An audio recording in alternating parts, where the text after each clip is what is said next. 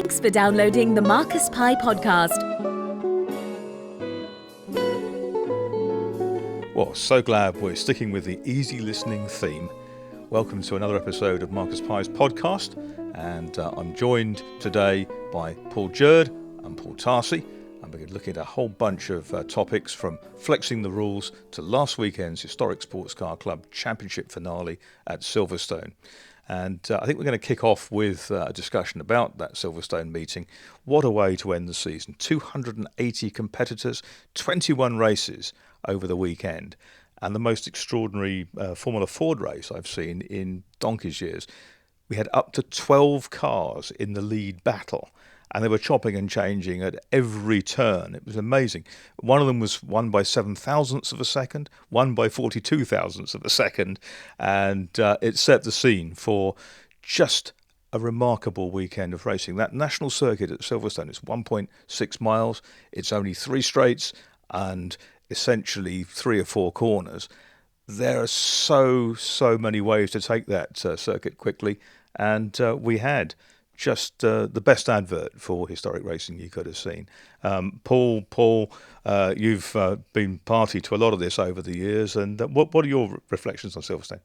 I actually think that HSCC Formula Ford series is one of the hidden gems of British motorsport. To be quite honest, the racing there has been absolutely immense for the last few seasons. I was fortunate enough to witness them at Thruxton last year, and it was seriously, just in my many years of doing this, one of the best races I have ever seen, a classic Thruxton slipstreamer. That wouldn't have been the pair of races that my car won in the hands of Ben Mitchell, would it? I think it just might have been. The Jimmy's Ice Coffee Merlin, on the market this week, very sadly, but a wonderful, wonderful car. Merlin made hundreds of those cars back in the period, Colchester Racing Developments, the Hayward brothers, and the pre-72 championship, which is the HSCCs, and the Classic Championship, which features a historic class, have witnessed some extraordinary battling from young Ben Tilley, who won the Classic title last year. He's only just turned 20, and he's now racing a Lotus 23 in historics. And the Nationals with the HSCC for the historic cars, that was just brilliant. We had, the tightest season we've had for a long time. This year hasn't been quite so tight because Cameron Jackson's won, I think, something like 12 races now. But he's doing Formula Ford, Formula Junior, Classic Formula 3 as well, Historic Formula 2 now added to his repertoire. And I think what I was enjoying about it was the fact, again, the racing's incredibly tight, incredibly close, and yet everyone jumps out the car, bounces around. That was you. Was that you? That was me inside you. It's that sheer joy that you feel they're getting from racing those cars so closely. That's right. And of course, you've got a very, very tight rule book. There's nothing much you can do to the cars. It's not really a case of development. Yes, the cars have evolved a little bit since the early 70s. Everyone now understands the suspension geometry better. They run on these Avon tyres, which are different to the old road tyres they ran on back in 1967 when Formula Ford arrived.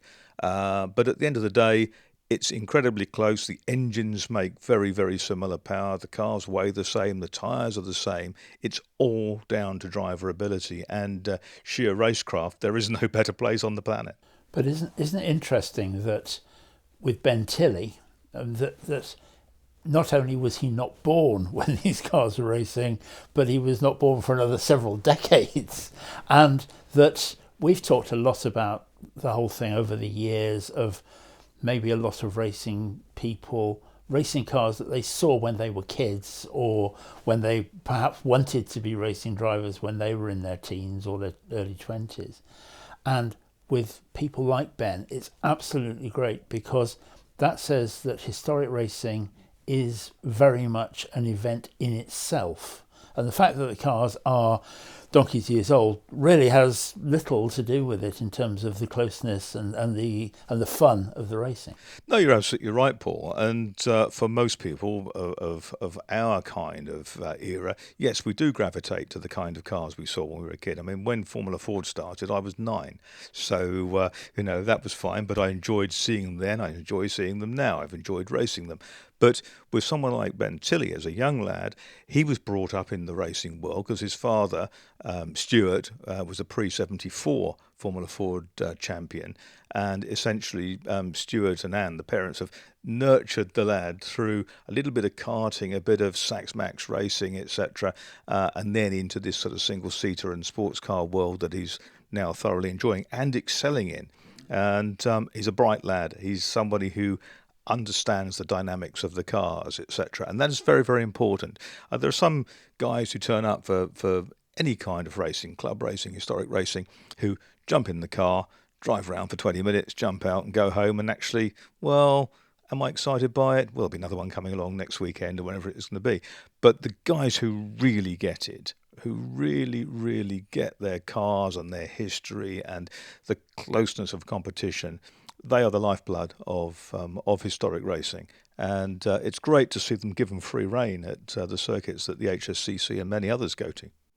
I think you're exactly right. I'm thinking suddenly back to 20 years ago when I was involved in a couple of frontline junior formula, and the guys there would never have considered going into historic racing. For them, that would have been almost career-ending. But I think it's fantastic that we are seeing these young guys actually racing in old cars, and some quite often do. Richard Bradley, he's racing a European Le Mans Series and then jumps into a Formula Junior Brabham. He does, and goes exceptionally well. But of course, for many, racing has priced itself well beyond their parents' means. And if you have to set your sights somewhere differently, somewhere which you're really going to enjoy, if you've come out of a little bit of club karting, you've got the drive to go out there, you've got that competitive spirit, it's a way that you can go and enjoy something which is affordable. The guys who are going to be the Formula One drivers of the future, let's face it, their parents are probably spending six-figure sums every season taking them through the professional karting leagues. And those are incredibly expensive, but that is the way to the top.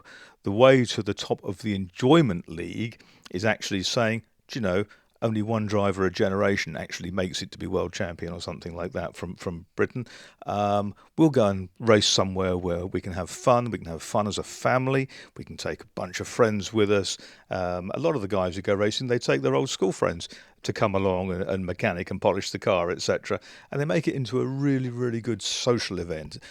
The racing's the focus, but the whole weekend is the experience. One of the most important things is that it's a sport and the people doing it should be enjoying it.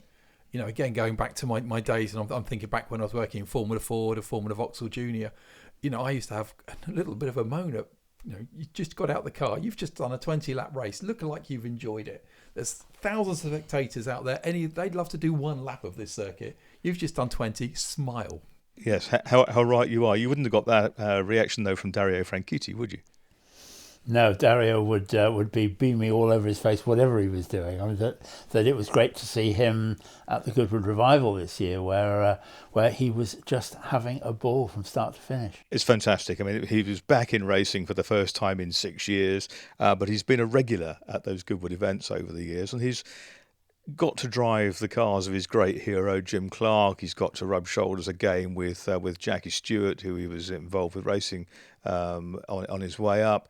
He's even driven things like the Acuria Cos Transporter in demos at Goodwood, and loved it from a kid when his father George was competing, and I was probably reporting on him. It was interesting just talking to Dario just before the pedal car race, the Setterington Cup, and I was talking to Dario and his brother Marino and to Nick Mason, because it was Marino's daughter whose son was in the car, and I said it's all getting a bit serious now, and that Dario just sort of nodded sagely, and Nick Mason said to me, "Next year we're bringing tyre warmers."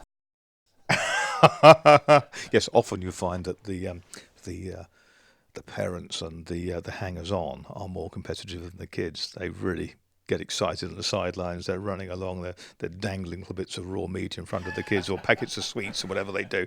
And the kids, I'm sure, for the Setterington Cup, I'm sure that there's a full year's preparation goes into that.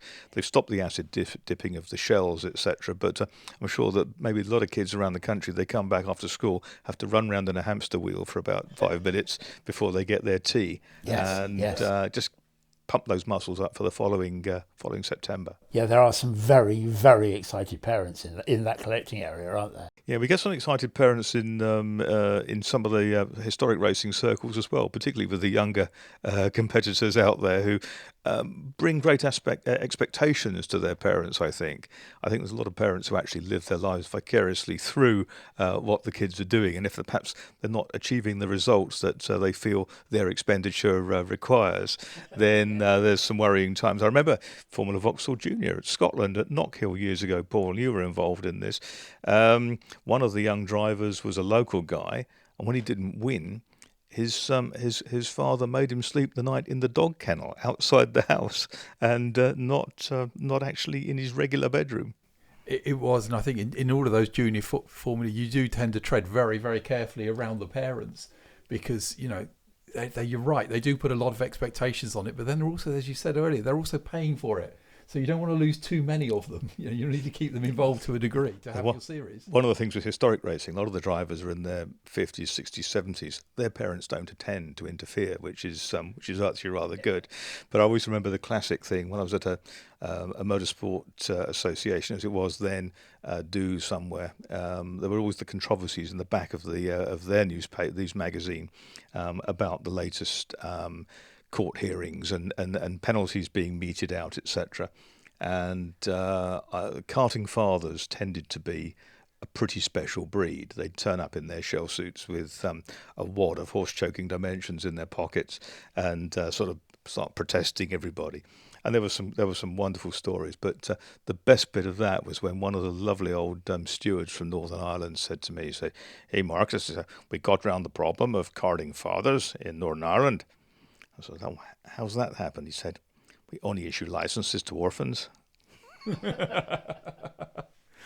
But karting's another world. But the historic racing at the weekend, as I say, was absolutely magnificent. The Formula Ford 2000, if you want to go slicks and wings racing, that's the way to do it. Nothing offers better value. You can buy a fabulous car for around £20,000, which in racing circles is not a huge sum. And Adrian Reynard came back this weekend, founder of the Reynard marque.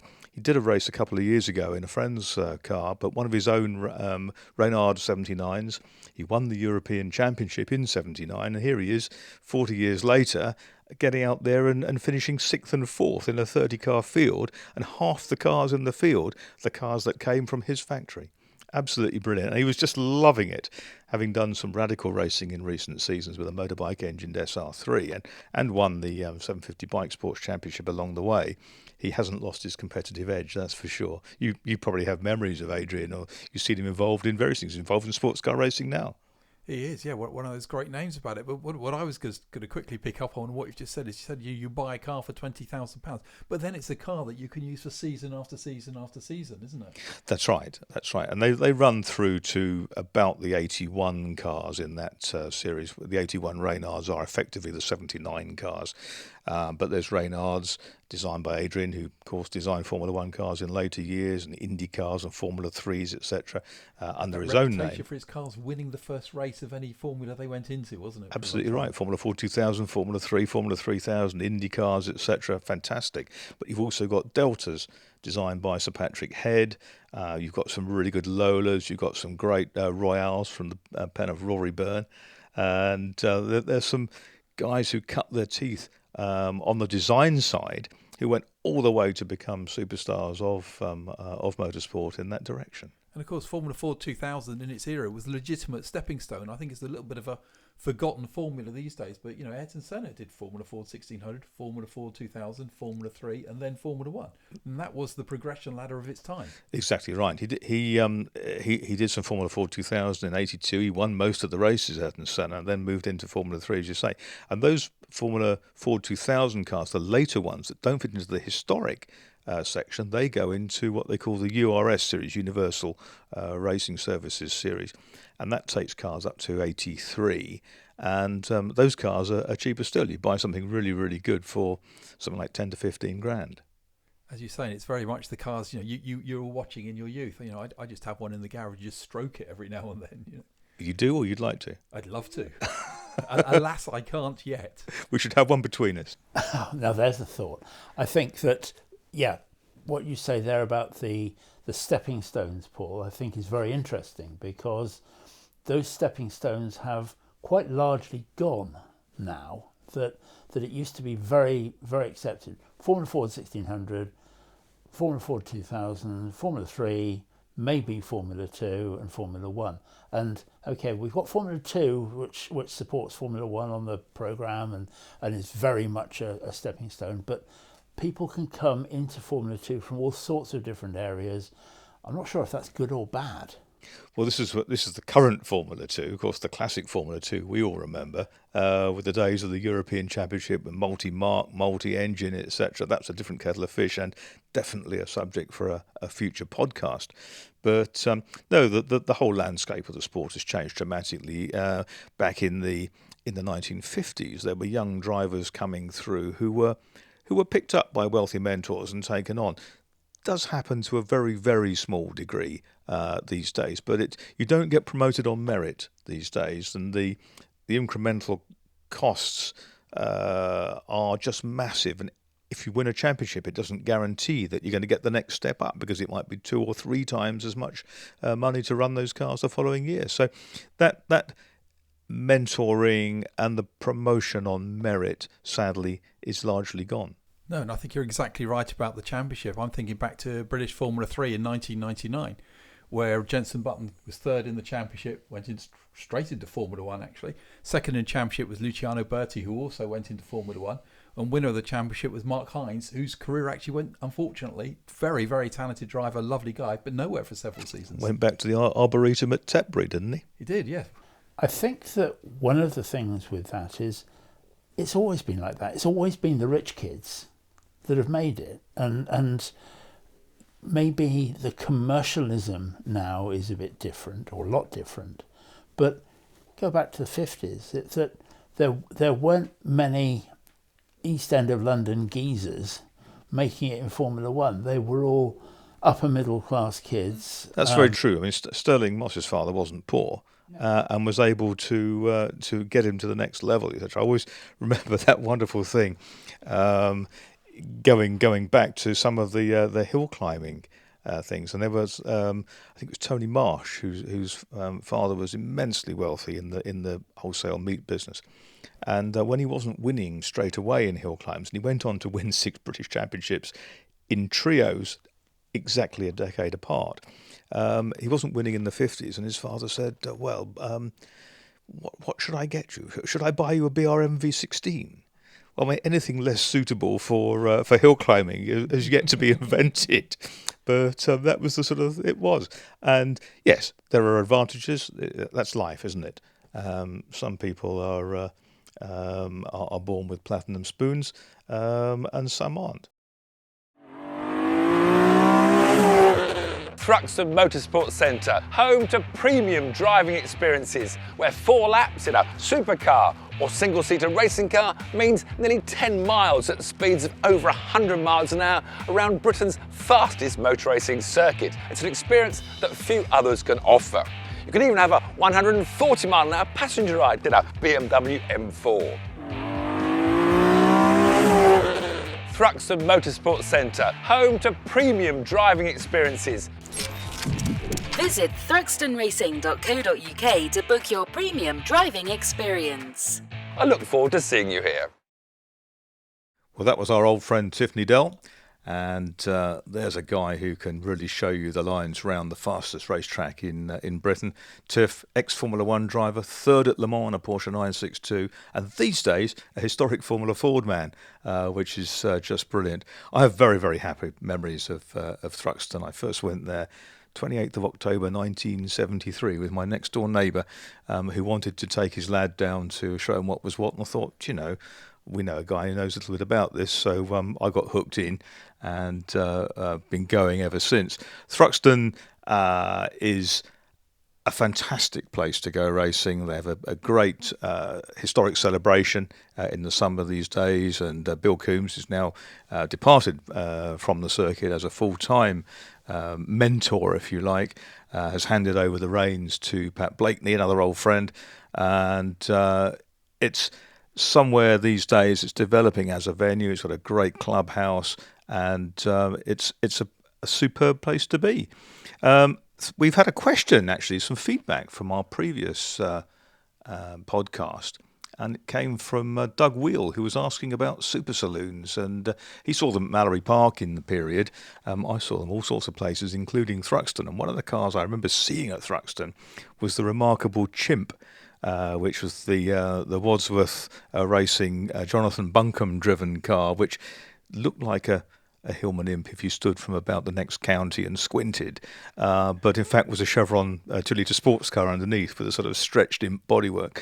And one of the things they did with that car, which was very successful for a very short while, was they used that rear window, which was hinged up in a kind of primitive kind of hatchback style to enhance the aerodynamics, and the likes of Jerry Marshall, who was beaten by it very occasionally, was fairly instrumental in saying, "Oh, that's not right." And of course, it subsequently got banned, which was a real shame because it was a very fine bit of kit. It went back to being a Chevron, which gave it a great deal more value in the longer run. But that ability to stretch the regulations, to flex the rules, if you like, something that's graced the sport, if you could say that, at every level, from Formula One and IndyCar racing, NASCAR racing, Le Mans, you name it. As the old saying goes, if you're not winning, either your opponents are cheating or you're not cheating enough. And it's that ability to kind of skirt round the rule book, which has really shaped the sport for decades, probably since the first motor racing happened more than a century ago.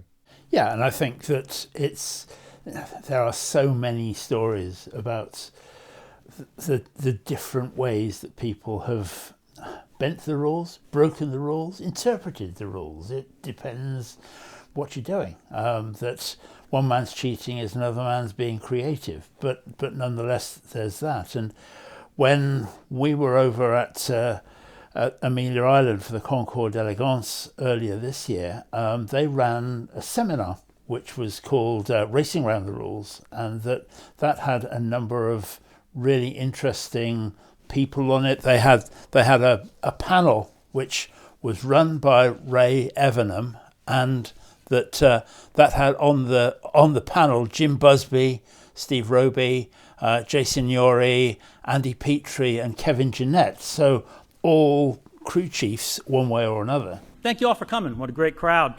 And thank you for attending the Unfair Advantage. We're going to learn about racing around the rules. So you are about to hear some great stories. Most of them will be true. You're also going to get a peek behind the curtain of what really goes on in finding a way to win, and you'll get that from our expert panel and our guests. And I really want to thank them. They are quite an experienced panel, especially for this topic. Handpicked some of the winningest men in motorsports, 5 possible rule stretchers, 1 sheriff who's had to help these guys understand that the rules are written in black and white. Yet many of the panelists continue to see many shades of gray. They said 50 shades of gray long before the movies. Men like this are sometimes called cheaters. People accuse them of not reading the rule book. I know that's not true. These men are innovators. Many of the rules in auto racing had to be rewritten due to our guests. Maybe a couple because you're hosts. Well, because of knowing that in the group, I've got to lay out a few clear guidelines. And notice I said guidelines, not rules, because if I'd said rules, it just wouldn't matter anyway. So, like any deposition that you have to go and testify, we must be sworn in. And so, we will use the crew chief's Bible, okay, the Book of Smokey. So, gentlemen, please stand up. You good? All right. Raise your left hand. Okay. And repeat after me. I do solemnly swear. To try not to swear. While telling these stories. And will tell the truth. The whole truth. And nothing but the truth. Nothing but the truth. Or at least the truth the way I believe it. Okay, you can sit back down. Where's my assistant, Eddie? So my own answer to Vanna White. Eddie, let's show them that carburetor. Now you can see that's a pretty stock Holley carburetor, and as you look at it, really nothing going on there. But as they started to restrict the carburation, the air going into the manifold, Eddie, let's show what happens when you actually tighten down the bolt for the air cleaner. Oh my goodness, the center pops up and it draws more air in there. I cannot believe that thing was broken that cleanly. So, and if you didn't have a carburetor that was possibly broken, maybe underneath of those carburetors, especially in the Hemi era, they restricted them and still do use a restrictor type plate by restricting the size of the holes. Now, it used to be that you were allowed to bring your own restrictor plate, and they would inspect it like a carburetor, and they put a bore gauge through there, and it couldn't be any bigger than such and such. So you'd put your plate on, and that would restrict your motor. Except if you really didn't want to restrict your motor that much, and your plate looked normal, Eddie, when you put that plate down on the manifold and you did, what would you do? Oh, right back to the big hole. Yeah, pretty amazing how that stuff works. I've heard of it. Those Hemis were pretty quick back in the day.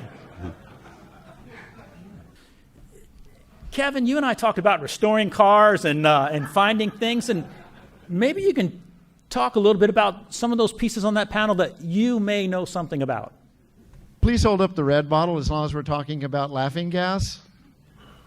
Well, that bottle says it's a fire suppression system bottle. And it was actually hidden in a car by some brothers that have known to be kind of like cowboy guys. And we had a bottle like that hidden in a car. In case Mark's company found it, of course, we just say it's a fire extinguisher because I think you can zero in on it and see it's a Phoenix fire system bottle. But it was filled with laughing gas. But what we did is we signaled the nitrous through the radio button. And these brothers didn't really like to talk on the radio much, but for some reason we kept hearing click, click, click. Maybe with the first practice, Danny and Gaius came in and he said, "You guys are cheating. No one's ever passed me in a 935 as fast as they just passed me," whoever they were. Anyway, we never got caught for it, and we actually never won a race with it either. Yeah, all part of the sports rich pattern, that, isn't it? And it's not just exclusive to the professional racing leagues in the States. It happens everywhere. And I recall days of the old NASCAR trick being used over here, where you make a 7/8 scale car to give it a lower frontal area. I recall days when people were caught for nitrous oxide in the roll cage. Again, a system that was switched. An extra system that was boosted by turning the radio on in a car, reversed wheels on Formula Ford to give it a wider track, all sorts of bits and pieces. And it's kind of what it is. And do we say it's reprehensible? No, not if you don't get caught. I think you're exactly right there, Marcus. It's been going on really as long as we've had any sort of competition, and part of the competition is almost between you and the rule book as much as you and the other drivers. I once actually had a quite well-known team manager say to me that if you're caught, it's called cheating, and if you're not, it's often called winning. But I also think we're hearing there from the seminar about the Porsche 935, and that was completely, it was legal, but it was only just legal, and that it did all sorts of things that the regulations said that you had to have the same rear window, the same side windows as the standard car, which of course was a 911. And so they did that, but the Kramer car actually had a different rear window over the top of the Porsche rear window to smooth the airflow down to the wing at the back. It was really, really pushing the boundaries as far as it possibly could, but it was legal. Yeah, we like a bit of double glazing. Let's hear a bit more. And Jim, I believe you said it was a Porsche with a correct wheelbase, but Yeah. in reference to the body, it wasn't the correct position. Well, I didn't see anywhere in the rule book that said where the wheelbase had to be. It dawned on me that it had to be a wheelbase. And remember that when IMSA first started racing the Porsches, they came over and they were built to FIA regulations. So they were homologated cars, and the wheelbase was this and so on and so forth. Well, Mark can verify this. When we raced against basically NASCARs. Al Holbert's cars were tube chassis cars with Chevy fiberglass bodies and so on. So it dawned on me that the biggest problem with the rear-engine Porsche, and it was a rear engine, not a mid-engine, was that when you turned in, the front end didn't bite and it didn't turn. And then when you got on the throttle and it squatted down, then all the weight was behind the rear axle and the car came around on you. So it was an awful car to drive. But it was very reliable and won the long-distance races. So when we got the car, I took one look at it and I read the rule books very carefully, and I said, well, look, it seems to me that the wheelbase is X and that's all it needs to be. So we raced the car, and with Alvin's help, we built some pretty good engines, and we went on and we won a lot of races, and that was, I think, 76. And people were amazed that the Porsche, which was underpowered to the Chevys, was winning races. And I sold that car at the end of the season. It disappeared for about 15 years. I get a call from a guy 15, 18 years later, and he says, I've got your old RSR Carrera that you won all the races with in 76, and I'm restoring it, but I've got a problem. And I said, well, what problem would that be? And he said, well, I bought all the fiberglass that they ran all those doggone things, and the wheels don't fit in the holes. And was that the same car that you did a little creative grinding on the engine, or was that a different car? Well, now Alvin was deeply involved in that. Uh-huh. Your name came up quite a few times in these conversations. Yeah. But back to the wheels and the fender wells. We also moved the driver forward, oil tank forward, and everything else. Got some weight on the front axle. The car turned, and when it accelerated a lot better. So I said to him, have you ever heard of a fiberglass company called Mitcom? They make aftermarket parts for Porsches. Call them. I think they can round up some fenders for you. They were our sponsor. He did call them. They did send him the stuff. He put them on, and I saw the car at the Laguna Seca historic races a few years ago, and I asked the guy, did you ever get the wheels straightened out on this thing? And he says, oh, yeah, it just works great. You know, their fenders are a lot better than the factory fenders. IMSA knew that we were at a deficit to the American-made cars. And Mark and I had a conversation behind the curtain here before we came out, and he said, you know, we knew everything that was going on. As long as the racing was good, we looked the other way. Which brings me to a point when I first raced my first race at IMSA.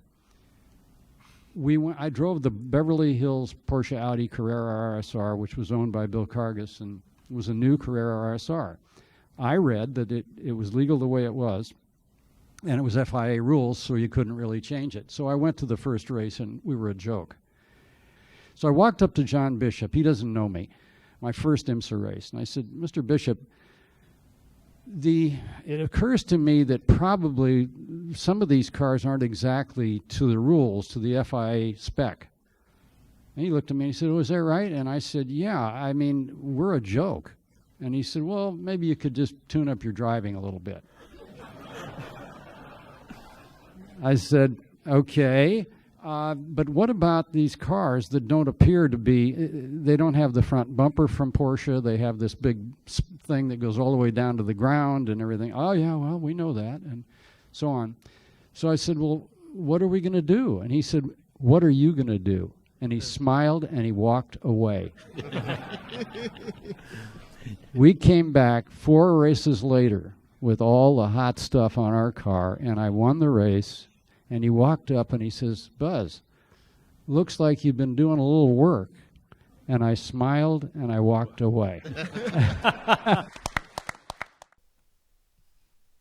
Well, that was Jim Busby, and we recall him very fondly from driving a whole bunch of cars in the States with great aplomb, but also we've seen him competing just a few miles down the road from our studio at Goodwood in the Festivals of Speed. Paul, you've got some good memories of the era, and one or two little sort of rule breakers, maybe. I love this thing that, do we call it rule breaking or do we call it creative or whatever, because everybody has a different take on it. And I think it's interesting with the three of us sitting here in the studio, that I think probably we've all got a slightly different view of it. Is it cheating? Is it, if it's against the spirit of the regulations, is that wrong or is that right? I don't know. I think that at the end of the day, as a club racer, and that's what I've done, club and historic racing for many years, I feel that I would be cheating myself if I knew that something fundamental was wrong with my car, something designed, in fact, to enhance its performance. It should be down to the driver. We know it's not in many professional leagues, but though most of us don't race in professional leagues, so we just get out there and enjoy it, and we just do it to the best of our ability, and do everything we can to make sure the car is right. And I think you're right. Particularly, I think at the club level, quite often it's actually the other competitors are almost the guardians of the rules in themselves. In that, if you are driving very, very similar machinery and someone is consistently coming out of a corner quicker than you can, then yeah, I've been involved in series where someone's just wandered up to the coordinator and said, might be worthwhile having a look at car XYZ because he's consistently pulling away from me. And yeah, I think there probably is a boundary in there somewhere between that was a nice little trick, but yeah, we probably just don't do that again, and the outright that's just outrageous. And I've been involved in a series where we had one team basically politely invited not to do the rest of the races for the year after we found it wasn't air in their tyres, it was nitrogen, for example. And I think that's a relatively that's creative thinking, isn't it? It is, yes. It did turn out to be a slightly frowned on, shall we say. It kept the wheel rims out of someone's precious track. It did. And the sheer fact that it was an inert gas and didn't react to temperature was just a side effect. It's where the stakes are, isn't it? I mean, the higher the stakes, the more creative the minds that get hired to beat them. But I recall back in 1984 in the British Formula Ford 2000 Championship, the Magic Motorsport team was out there trying to win the championship with Maurizio Sandro Sala, a really, really good Brazilian guy who didn't have much money. And the team worked really, really hard to maximise his chances, helped by Adrian Reynard and a few other people. But Robert Singh, the team boss, who was an old mate of mine, he read the rules very carefully. He'd seen in serious high league racing the use of tyre warmers was rife. So they made, from a kind of pit trolley, with some heat-proof lining, a kind of oven that they used to bring along to the circuit sometimes. And others had electric sort of plug-in tyre warmers at that point, which they just bought from a Formula 3000 team or whatever it was at the time. But they created this oven which they lugged around, and often on the grid at the start of the season, when it's really cold at Silverstone or Donington or something like that, this oven would come out and the mechanics would walk with sort of thick gloves on trying to hold these hot wheels. It bit them once when, unfortunately, it melted the valve in the tyre, and Morris was doing a great job leading the race or whatever, and the tyre went because the valve went down. But they were soon banned because, apart from that, you didn't want the electric cables across a wet paddock too often, and that got banned by the MSA. And then it's always written to the regulations, no tyre warming allowed. And they came to a Thruxton race, I think it was, and the BARC, who was running the event, or which was running the event, forgot to put that line in the regulations. So Robert wheeled the trolley out again, and out it went.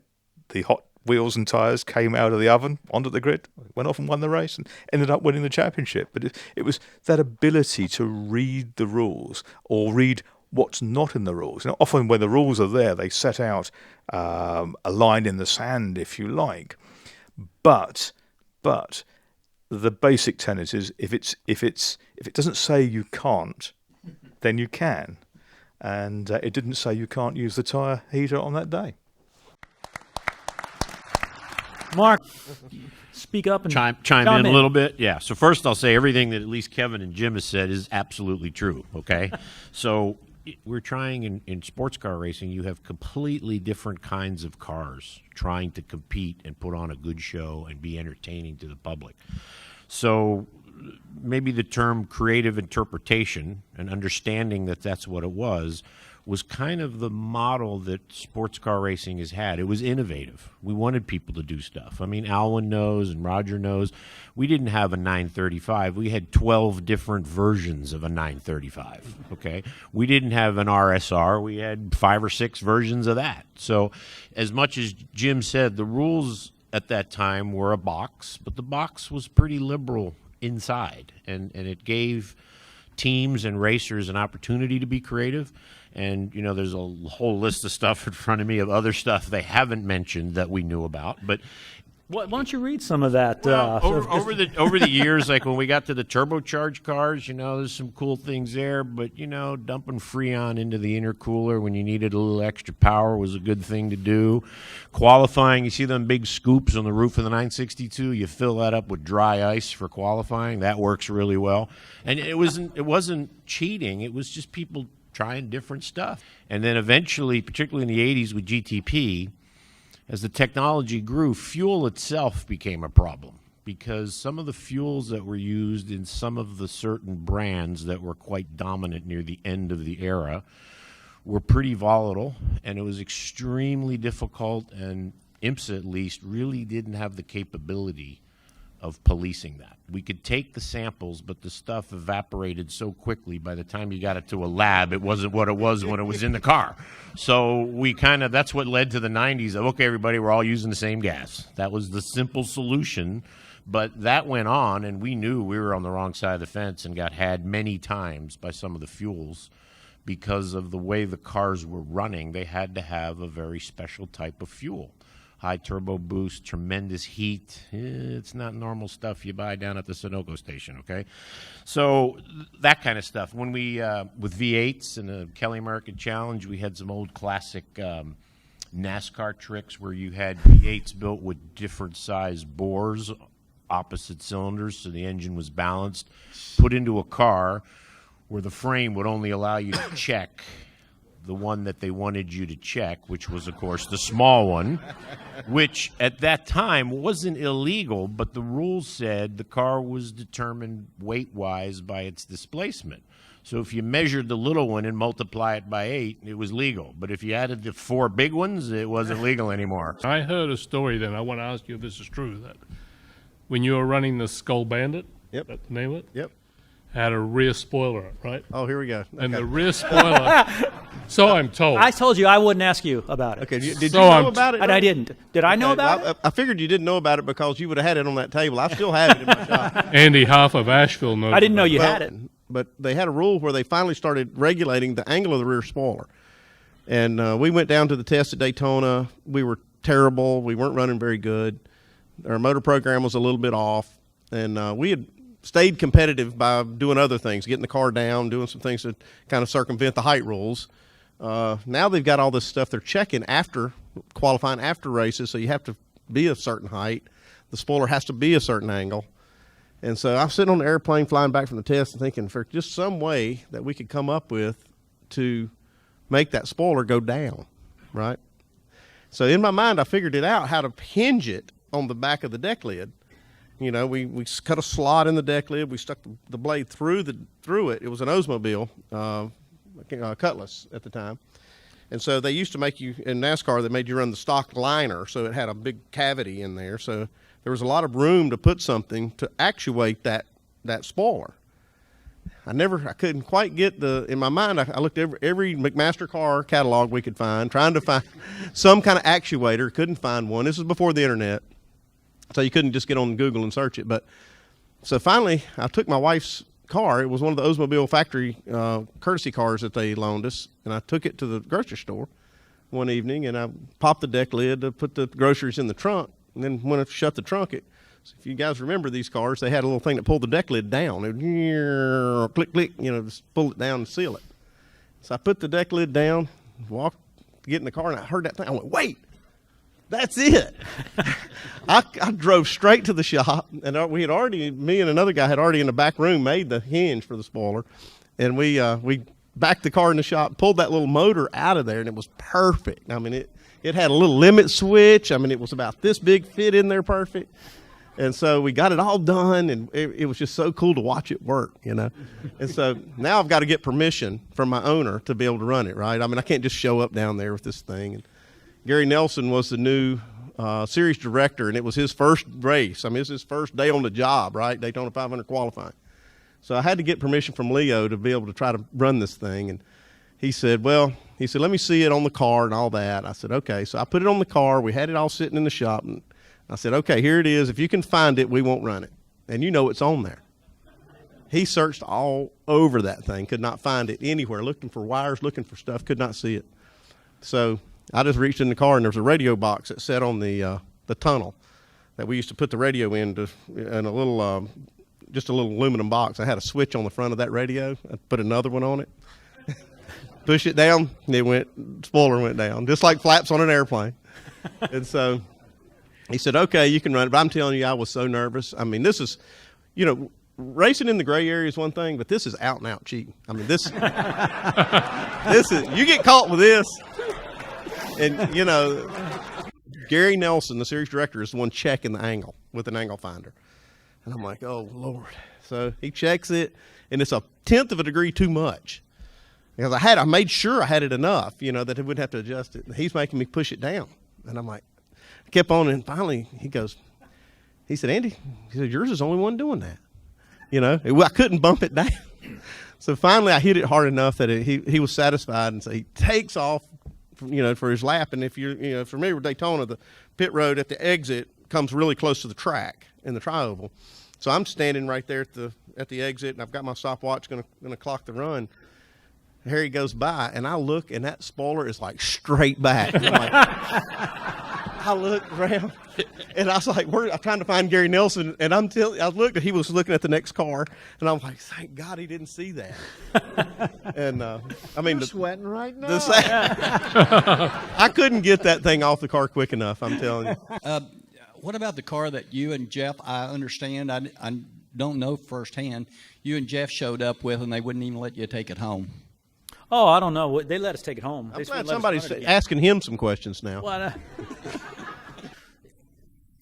honestly, I swear we got it to work by accident. It was the first car that we put real soft springs in the front and stiff springs in the back and a great big sway bar.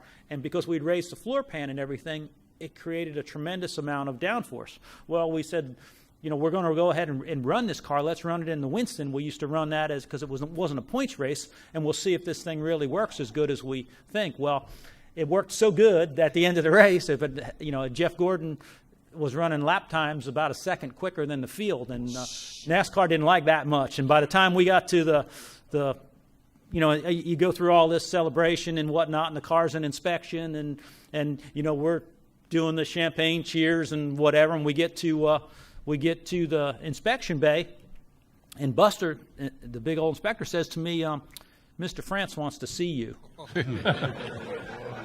So I thought he wanted to congratulate me. Like, hey, you know, Bill and I, we were friends, and so you go up there in the truck, and I go up there, I sit down, and this was in the day, there was no cell phones and stuff. They'd parked that truck, and he had that, I can still see it, that beige push-button phone, Andy, right? And he walked in there, and he's sitting there, and Mr. France used to smoke, and he's sitting there, he goes, you need to pick up that phone right there and call your boss and tell him that car's illegal. And I said, no, sir, it's built 100% by the rules. We got with your inspectors every step of the way. And he goes, it won't be tomorrow. So I had to call Mr. Hendrick from that phone, and I said, hey, Rick, how's it going? Yeah, Bill wants to talk to you. Well, we've all learned a few tricks there, but a little bit closer to home and on a slightly different scale. Paul, you've got one for us. I like what you did there, Marcus. That this is a story about scale-electric racing, because back in the 70s, I organised what was a charity event for a 24-hour scale-electric race. And we had a team from the RAF and a team from the US Air Force, because this was based in East Anglia, and obviously US Air Force very strong at Lakenheath and Mildenhall. And that they turned up, the the US Air Force turned up in a series of Winnebagos that they could use as a base, but nonetheless, that rather beat the RAF, who were sleeping in their cars. And we also had a media team and a team from the local Jim Russell Racing Drivers School, and that was put together by John Kirkpatrick, who I know that you know very well, Marcus, and that he brought along some of his emerging stars. And amongst those emerging stars was a young lad called Thierry Tassin, who went on to great things, and also a young Colombian called Roberto Carrero. And that Roberto Carrero was making his name big time. The race started at 4 o'clock, of course, as it should do in true Le Mans fashion, and that it went on. It was fairly competitive, and it got to about 2 o'clock in the morning, and I went round to the driver's rest area, and sitting there was Roberto Guerrero with a cup of coffee and a scale electric car, which he'd taken the body off, so it was only the plastic chassis that was there, and a cigarette lighter, which he was holding underneath it. And I said, Roberto, what are you doing? This is at 2 o'clock in the morning. And in his very, very basic English, as he had then, he said, I lengthen the wheelbase, make it handle better. And had I known then that he was going to be an Indy 500 star, maybe I would have thought a bit different about it. But yeah, that's bending, braking, interpreting the rules in a different way. I think you'd have actually taken the car from him at the end of the day. Please sign it and put it in your collection. I used to have a penchant for fooling around with your scale electric car. My brother used to paint them most beautifully. He did the scale electric 6-wheeled March, but he painted it in Roy Lane's hill climb colours because he's a fellow connoisseur of the obscure. But my one surrounded a beautiful Lotus 16, and it was a great little model, that 16, in the British Racing Green as it should have been. They were available in other colours as well, but you had to have the green one. And I put an extra guide pin underneath it, which made it stick to the track better, and created from matchsticks on a piece of cardboard a subtle rear wing that Frank Costin wouldn't have been terribly pleased with. And I'm sure it didn't do anything for its speed, but it was good fun nonetheless. I think if we're talking morals, it's quite interesting that I think a lot of motorsport is confidence and what's going on in a driver's head. And quite often this concept that someone is cheating can have an effect on everyone else. And I've sort of been involved in a couple of examples of that. I had one championship I was working on where we had a car that was the championship winner in 1998, then wasn't actually used by anybody for the first part of 1999, but then was then bought by a driver who had yet to win a race in the championship, and he'd been in it for 3 seasons, who suddenly went on a winning spree. And our scrutineer was convinced there was something up with this car. We were checking everything. I remember at Knock Hill, because we were on the touring car package with it, it was we had the car, we were checking body thickness, because his latest idea was, had it been acid dipped, so the body shell was thin and all the weight was lower, we were lowering the centre of gravity in the car. Never found anything wrong with this car. And it went on to win the championship again that season. 10 years later, I was doing Le Mans series, and several garages up was the engineer who'd worked on the car, who I knew really well. Fantastic guy. So I said, God, tell me, what was up with that car? And it turned out, as he said, nothing at all. He said, but we'd done all this setup work, and we discovered that if we got the diff just right, because it's a powerful front-wheel drive saloon, it made an immense difference. But everyone else was off looking for other things and never spent the time doing the setup work on the diff that they'd had, and they were often able to do the winning. And similarly, I remember about the same time, actually, I was in Formula 3, and we had a driver who came in. He ultimately won the title, but again, won the opening races early in the season. And lovely guy, friendly guy, could walk into any garage, up and down the pit lane, chat to anybody.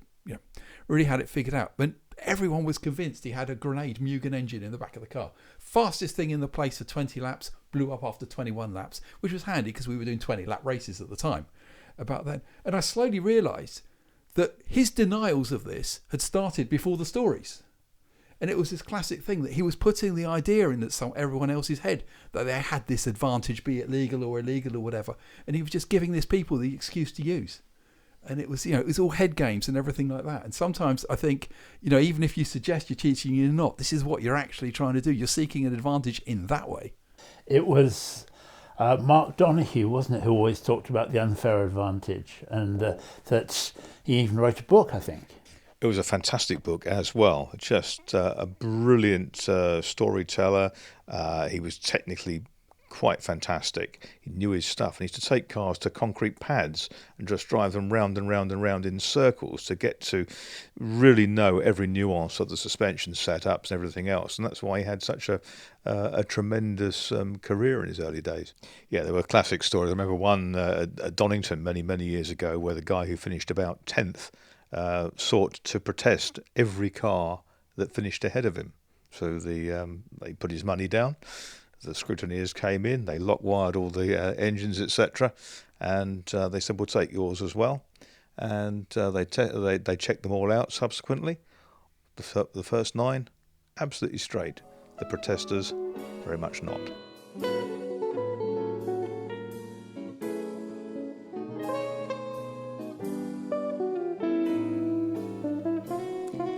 Well, to finish off this podcast, I wanted to briefly touch on the Castle Combe Autumn Classic. I know we mentioned it last time, but it's happened now, and by common consensus, it was the best of the 7 standalone events there's been there over the years. My days at Castle Combe date back to 1967, a very, very wet Austin Healey club meeting that my late godfather had a mate who was competing in a Sprite, so we trogged off down there to Wiltshire to see what was happening, and it was so wet in the morning and so miserable. In those days, Castle Combe was not the sort of the bright, sparkly place it is now, but a fairly rough old airfield still. And we decided to stop off in Chippenham on the way for a Chinese meal, which was a bit of a luxury. I remember having bird's nest soup in Chippenham on the way to Castle Combe, and jolly good it was too. I prefer the more conventional stuff really, but had a great day's racing. Saw John Chatham and Stuart Hands racing in Healey 3000s, Brian Thompson over from Australia with his Ford Mustang. I think Sanger was there with his big Ford V8 engined Lotus Cortina, which was a scruffy old thing, but he drove it beautifully. And it was just really, really good days. And I've been going to Castle Combe ever since.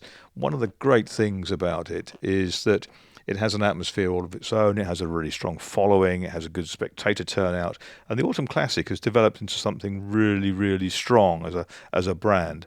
And next year is particularly significant because it's 70 years of Castle Combe. And so they're going to go back to the start and hopefully run a whole spectrum of events over 2 days. That's what I'm hearing at the moment, which gives us much wider range of categories to enjoy.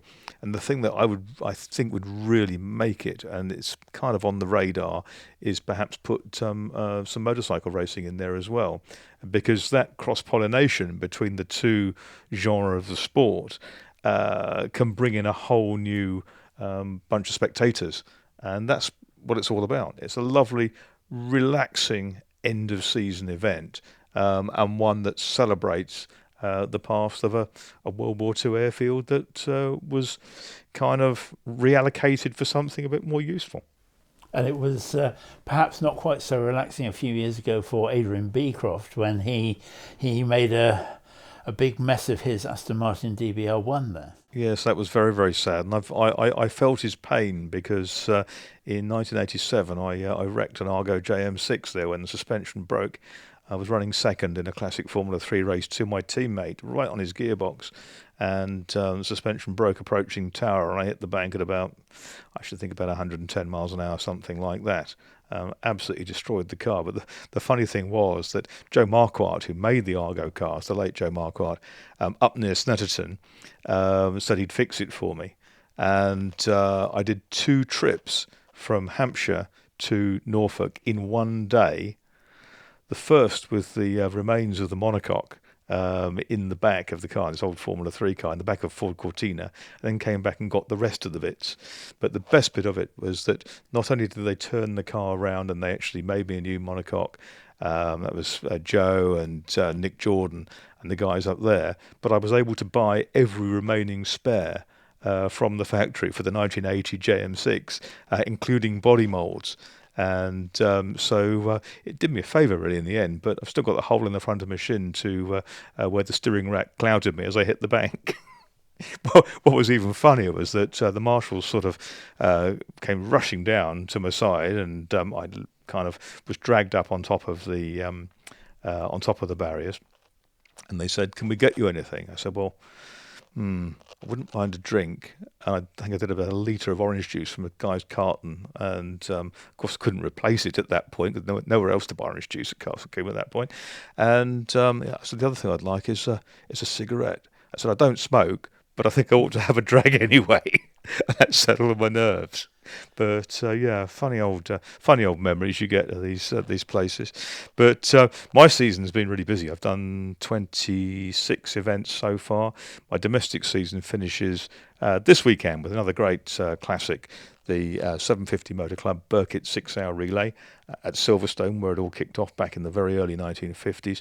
Teams of competitors, maybe towards 60 teams on the Grand Prix circuit. That's going to be very, very good. Very wide variety of cars. And then after that, finish off at the Algarve Classic Festival at Portimao in Portugal, which will be another amazing event. Great track. And bringing the curtain down on another very, very full season of historic motorsport. Well, that just about wraps up this week's podcast. If you like what you heard, please tell your friends, or you can come back to us with ideas for the future, topics you'd perhaps like to have us look at, and you can go to podcast@historicracingnews.com to leave your views. Thanks very much, and good night.